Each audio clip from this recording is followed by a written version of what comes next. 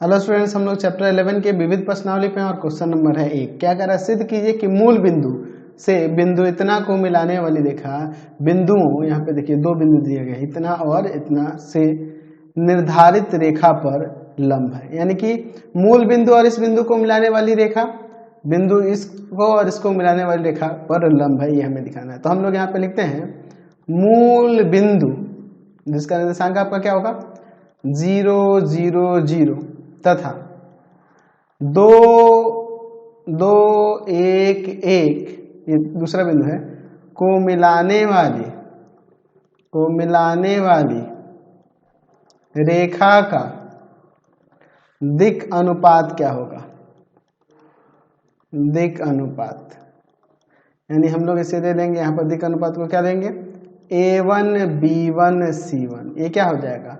हम लोग क्या करेंगे, यहाँ पे x2 माइनस x1 यानी हो जाएगा 2 minus 0, y2 minus y1 1 minus 0 और z2 माइनस 0 यानी 1 माइनस 0, यानी कि 2 1 1 आ जाएगा। अब फिर दूसरी ओर लिख सकते हैं यहाँ पे कि बिंदु 3 5 माइनस 1 और दूसरा 4 3 माइनस 1 को मिलाने वाली रेखा,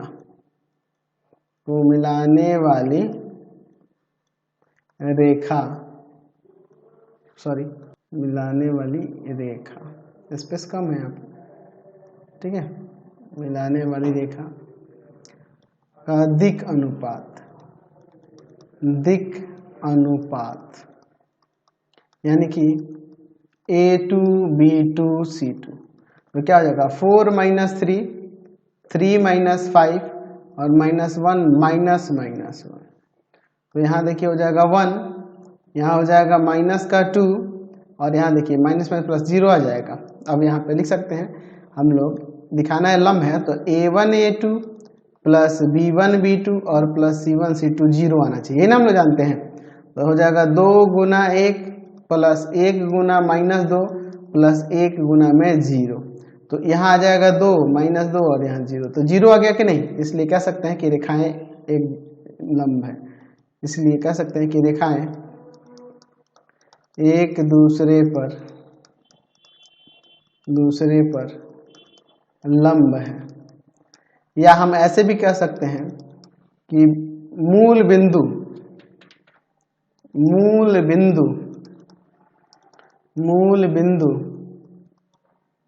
तथा 2 1 1 को मिलाने वाली रेखा बिंदुओं दो बिंदु है 3 5 माइनस 1 और 4 3 माइनस 1 को मिलाने वाली रेखा पर लंब है, मिलाने वाली रेखा पर लंब है। समझ गए? चलिए नेक्स्ट क्वेश्चन देखते हैं 2 नंबर। क्या कह रहा है कि यदि दो परस्पर लंब रेखाओं के दिक् कोसाइन, अच्छा, दो परस्पर लंब रेखाओं के दिक् कोसाइन यहाँ पे दिए हैं L1 M1 N1 L2 M2 N2, ठीक है, हो तो सिद्ध कीजिए कि इन दोनों रेखाओं पर लंब रेखा का दिक् कोसाइन, यानी कि इन दोनों रेखा पर लंब रेखा का दिक् कोसाइन ये होगा। देख लीजिए, हमें ये साबित करके दिखाना है।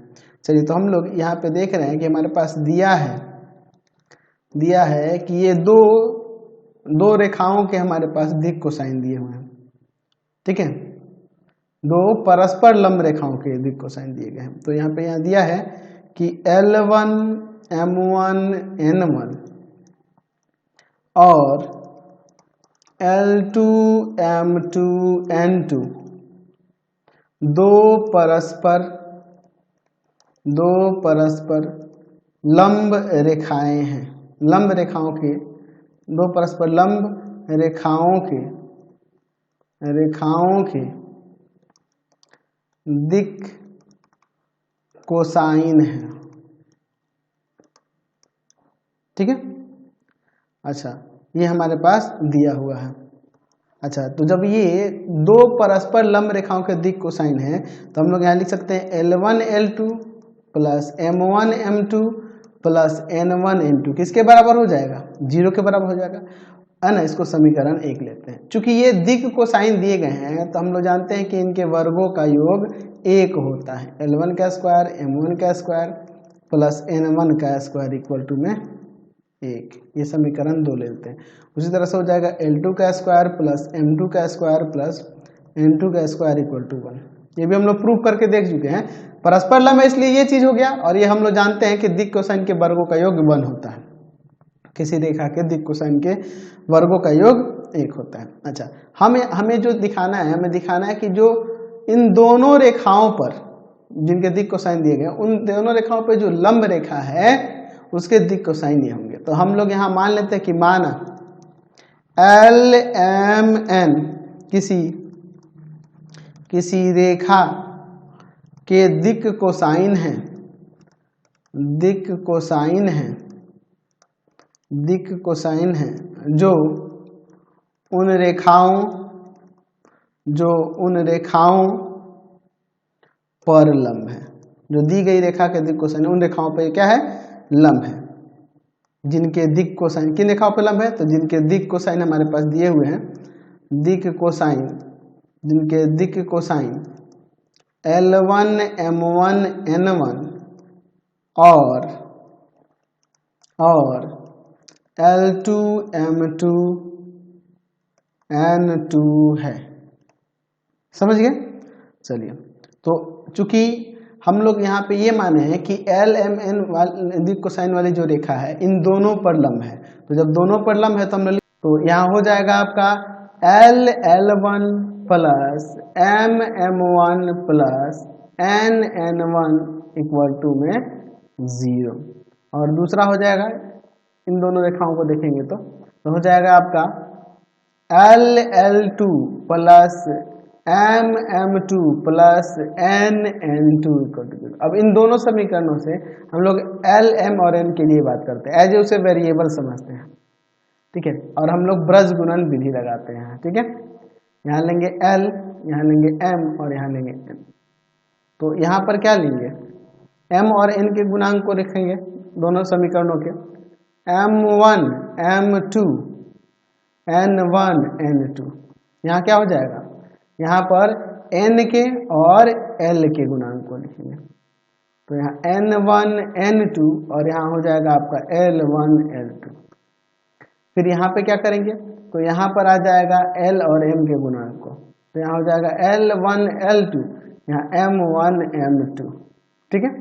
चलिए अब आगे इसे सॉल्व करते हैं। तो L बाई में यहाँ हो जाएगा आपका M1 M2, M1 N2 होगा ना, N2 सॉरी, इसमें मल्टीप्लाई करेगा और माइनस का यहाँ पे हो जाएगा आपका, इससे गुना देगा, पहले ऐसे गुना किए और फिर हम लोग इसमें गुना कर देंगे, तो हो जाएगा आपका M2 N1। यहाँ M बटा में यहाँ मल्टीप्लाई करेंगे तो क्या हो जाएगा आपका N1 L2 माइनस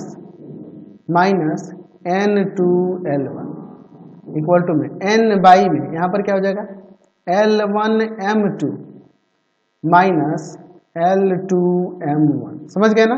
अच्छा, हम लोग इसमें वर्ग कर देते हैं, वर्ग कर सकते हैं, कोई दिक्कत नहीं है। तो वर्ग करेंगे तो क्या हो जाएगा, यहाँ से देखो L स्क्वायर बाई में M1 N2 minus M2 N1 का स्क्वायर इक्वल टू में M स्क्वायर बाई में N1 L2 minus N2 L1 का स्क्वायर इक्वल टू में N स्क्वायर बाई में L1 M2 minus L2 M1 का स्क्वायर, ठीक है, कोई दिक्कत नहीं है। अब देखिए इसके बाद हम लोग एक यहाँ समानुपात का नियम लगाएंगे, उससे देखिए क्या हो जाएगा। यहाँ पे देखिए L स्क्वायर बाई में यहाँ है आपका M1 N2 minus M2 N1 का स्क्वायर इक्वल टू में M स्क्वायर बाई में N1 L2 minus N2 L1 का स्क्वायर इक्वल टू में N स्क्वायर बाई में L1 M2 minus L2 M1 का स्क्वायर इक्वल टू में देखो क्या हो जाएगा। तो हम लोग समानुपात के नियम से यहाँ कर सकते हैं ये हम लोग ऐसे लिख सकते हैं L square plus M square plus N square. हमने सब इसके अंशों को जोड़ दिया और नीचे हर को जोड़कर लिख देंगे, यानी आ जाएगा यहाँ पर m1 n2 minus m2 n1 का square plus n1 l2 minus n2 l1 का स्क्वायर और plus l1 m2 minus l2 m1 का स्क्वायर। ठीक है, हमने इसे कैसे लिखा? समानुपात के नियम से। यहाँ पे लिख सकते हैं चाहो तो घेर के, समानुपात के नियम से। सिंपल सी बात है, ये अनुपात ये बराबर है तो ये इन तीनों का योग और अंश वाले अंशों का योग और हर का योग का अनुपात भी एक ही होगा। समझ गए ना बात को? चलिए अब देखिए, इसके बाद देखिए हम लोग इसका L square plus M square plus N square, इसका योग तो हम लोग जानते हैं 1 होगा। नीचे वाले इसका क्या मान होगा इसके बारे में बात कर लेते हैं। ठीक है, अब देखिए यहाँ लिख सकते हैं कि हम जानते हैं अगर हम लोग इसको सॉल्व करें, यहाँ पे क्या है आपका m1 n2 minus m2 n1 का square plus n1 l2 minus n2 l1 का square plus l1 m2 minus l2 m1 का स्क्वायर इक्वल, तो ये किसके इक्वल हो जाएगा? तो यह अगर इसको सिंप्लीफाई करके लिखेंगे तो ये आपका फॉर्मूला बन जाएगा। यहाँ हो जाएगा आपका L1 square plus M1 square plus N1 square into में L2 square plus M2 square plus N2 square और माइनस का हो जाएगा यहाँ L1 L2 plus M1 M2 plus N1 N2 का स्क्वायर। अगर आप इसे सिंप्लीफाई करोगे तो यही आने वाला है। तो देखिए हम लोग यहाँ पे इसके मान की बात करते, इसका मान अभी हम लोग जानते थे 1, अभी देखे थे ना 1। अच्छा, प्लस में इसका मान क्या था? ऊपर हम लोग समीकरण 1 2 3 लिए थे ना जी, इसका भी मान 1 था तो इंटू में 1 दे देते हैं, इंटू है ना, सॉरी, इंटू 1 और माइनस इसका मान, तो इसका मान ऊपर 0 रखे थे। तो ये किससे हुआ? समीकरण 1 2 तथा 3 से।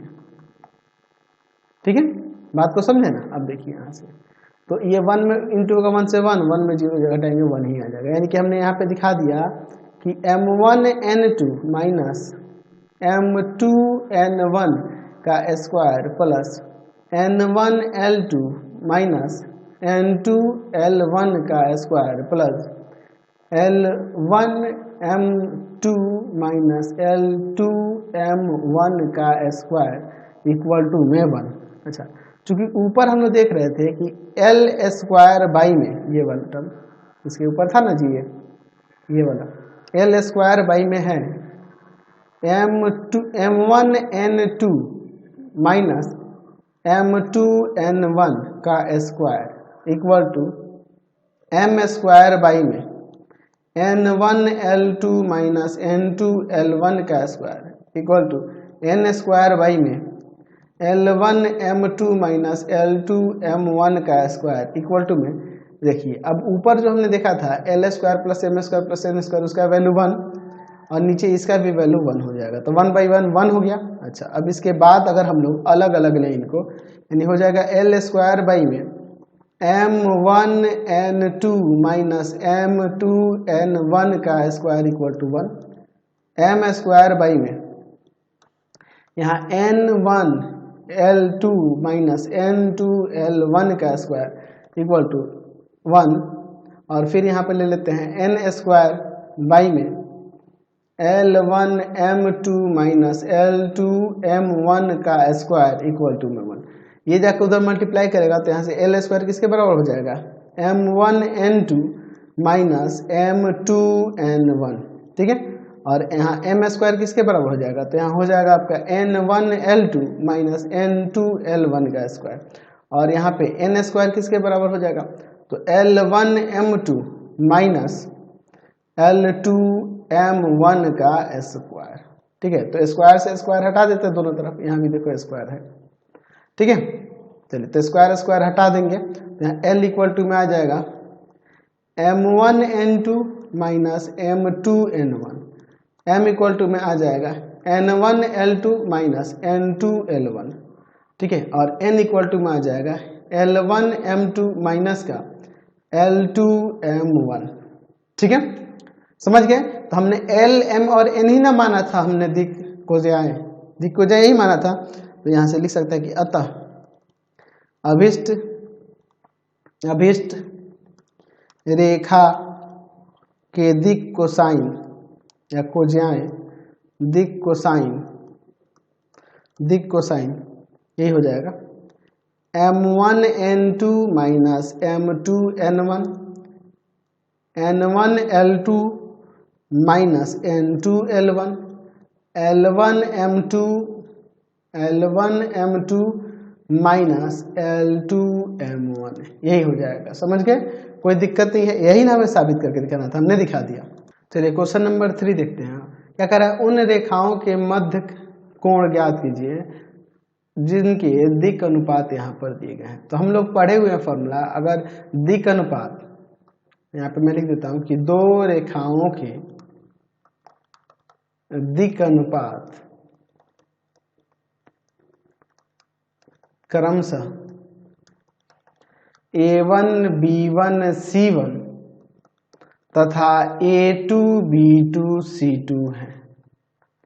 तो यहाँ कोण जो हो जाएगा उनके बीच का cos थीटा इक्वल टू में मैंने बता रखा है आपको a1 a2 plus b1 b2 plus c1 c2 और बाई में रूट अंडर a1 का स्क्वायर प्लस b1 का स्क्वायर प्लस c1 का स्क्वायर और यहाँ हो जाएगा आपका रूट अंडर a2 का स्क्वायर प्लस b2 का स्क्वायर प्लस c2 का स्क्वायर, ये होता है। तो हम लोग यहाँ दिक अनुपात यहाँ पे दिया हुआ है, दो रेखाओं के दिक अनुपात क्रमशः a b c और b minus c minus a minus b है।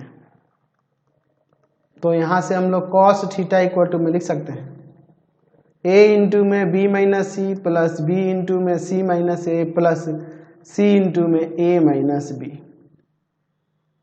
ठीक है, और नीचे आपका क्या हो जाएगा, तो root under a square plus b square plus c square और इंटू में root under b minus C का square plus c minus a का square plus a minus b का स्क्वायर। चलिए cos थीटा इक्वल टू में देखिए यहाँ a b minus C A या ए सी भी लिख सकते हैं प्लस बी सी माइनस का A B plus C A minus का बी सी और बाई में यहाँ है आपका root under A square plus B square plus C square और यहाँ root under B minus C का square plus C minus A का square plus A minus B का स्क्वायर। चलिए अब इसके बाद देखते हैं, तो cos थीटा इक्वल टू देखिए यहाँ ए बी कट जाएगा, सी कट जाएगा, बी सी कट जाएगा, 0 बाई में root under A square plus B square plus C square और यहाँ root under B minus C का square plus C minus A का square plus A minus B का square. चलिए तो 0 में से भागोगा तो 0 हो जाएगा, यानी cos थीटा इक्वल टू 0, इसका मतलब कि थीटा क्या हो जाएगा आपका पाई बाई 2 90 डिग्री हो जाएगा। समझ गया, कोई दिक्कत नहीं है, यानी मध्य का कोण 90 डिग्री आ गया। क्लियर है। क्वेश्चन नंबर 4 देखिए, एक्स अक्ष के समांतर तथा मूल बिंदु से जाने वाले रेखा का समीकरण ज्ञात कीजिए। समझ रहे ना, एक अक्ष के समांतर हो लेकिन वो मूल बिंदु से गुजरे, उस रेखा का हमें समीकरण निकालना है। तो हम लोग यहाँ पे लिख सकते हैं, अगर हम लोग एक अक्ष के समांतर और मूल बिंदु से जाने वाली रेखा की बात करें तो वह आपका एक्स अक्ष ही होगा, क्योंकि एक्स अक्ष के समांतर है और मूल बिंदु से भी गुजर रहा है, तो इसका मतलब वह एक्स अक्ष ही होगा। तो हम लिख सकते हैं कि एक्स अक्ष के समांतर, और कोई रेखा हो सकती है, आप खींच के देख सकते हो, ये एक्स अक्ष, वाई अक्ष और यहाँ पर जेड अक्ष। आप एक बात बताओ, अगर यह एक्स अक्ष है, ये वाई अक्ष है, ये जेड अक्ष है, तो अगर किसी रेखा की बात करें जो एक्स अक्ष के समांतर हो और और वह मूल बिंदु से गुजरे तो ये स्वयं एक्स अक्ष ही होगा, क्योंकि और कोई भी अगर आप रेखा एक्स अक्ष से समांतर लेके जाते हैं तो वो मूल बिंदु से कभी भी नहीं गुजर सकता है। तो मूल बिंदु से गुजरने के लिए और एक्स अक्ष से समांतर होने के लिए वह स्वयं एक्स अक्ष ही होना चाहिए। बात को समझे ना बात को। तो हम लोग यहाँ लिख सकते हैं कि एक्स अक्ष के समांतर, एक्स अक्ष के समांतर और मूल बिंदु और मूल बिंदु से जाने वाली रेखा एक्स अक्ष ही होती है, एक्स अक्ष ही होती है। हाँ, और कोई रेखा हो ही नहीं सकती जो मूल बिंदु से गुजरे और एक्स अक्ष के समांतर, एक्स अक्ष के सिवा। ठीक है, तो मान लेते हैं कि एक्स अक्ष पर कोई बिंदु यहाँ पर ए है, मान लेते हैं, माना एक्स अक्ष पर एक बिंदु ए, तो ए का निर्देशांक हम लोग इसी रूप में ले लेंगे a00, है ना, क्योंकि इसका x नियामक होगा y और z 0 हो जाएगा, y z 0 0 हो जाएगा। तो अगर हम लोग यहाँ मूल बिंदु O ले लेते हैं तो OA का दिक अनुपात क्या होगा, दिक अनुपात क्या होगा OA का, तो मूल बिंदु का निर्देशांक आपको पता है 0 0 0 हो जाएगा। तो यानी दिक अनुपात यहाँ से हो जाएगा a माइनस 0, 0 माइनस 0, 0 माइनस 0, यानी आ जाएगा यहाँ पर a0 0, दिक अनुपात a0 0 हो जाएगा। ठीक है, तो इसलिए रेखा OA का समीकरण की बात करेंगे तो आपको पता है x बटा x माइनस यहाँ देखो x माइनस, ये कहाँ से गुजर रहा है, 0 0 0 से गुजर रहा है ना जी, तो आप यहाँ पे लिख सकते हैं। तो यहाँ ये 0 0 0 लेते हैं तो x माइनस 0 बाई में जो आपका दिक अनुपात है a plus y minus 0 by 0, z minus 0 by 0। तो आप यहाँ से अब लिख सकते हैं, नीचे यहाँ लिख सकते हैं x बाई में a equal to y by में 0 इक्वल टू में z बाई में 0।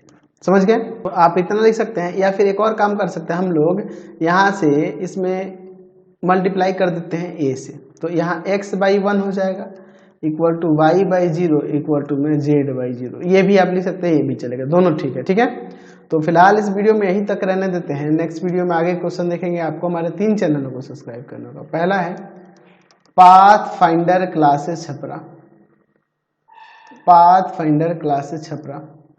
दूसरा आपके पास भारती भवन रविकांत सर, भारती भवन रविकांत सर, और तीसरा चैनल है रविकांत सर के नाम से। तीनों चैनल को सब्सक्राइब कर लेंगे और इससे रिलेटेड वीडियो के लिए सीधे डिस्क्रिप्शन में जाएंगे।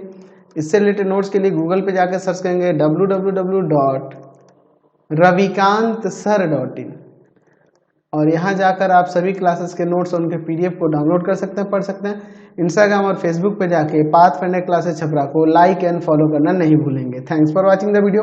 कमेंट करके जरूर बताते रहें कि हमारे चैनल्स के वीडियो आप सभी को कैसे लगते हैं।